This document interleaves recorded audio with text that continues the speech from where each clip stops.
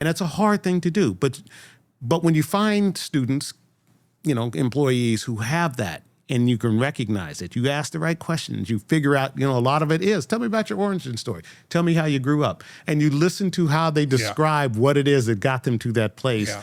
That's when you start identifying, okay, here's somebody with that spark who's not going to take no for an answer. We call it a lot in our firm. We call it grit. Right. Right. It's that grit. It's really hard to identify. Yeah. But when you find somebody with grit, they usually will persist and they usually will figure it out. Yeah. Yeah, I agree. And so part of it is, what are the things, and where do you need that grit in certain circumstances?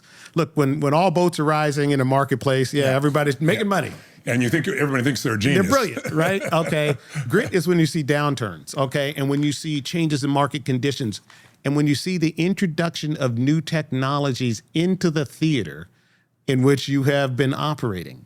And do you ignore it? Do you embrace it? Do you make it a part now of your DNA, and how do you do that? And so when you talk about, okay, what has made you successful, it's we have built, and I will say we have built an institution that evolves. Technology, enterprise software, it evolves. The early days of this, all on premise. Yes. Okay. And then we saw the recognition of SaaS or hosted. Yeah. And I said, okay, there's a couple things you can do. You can ignore what is going to be the reality, or you can build an infrastructure.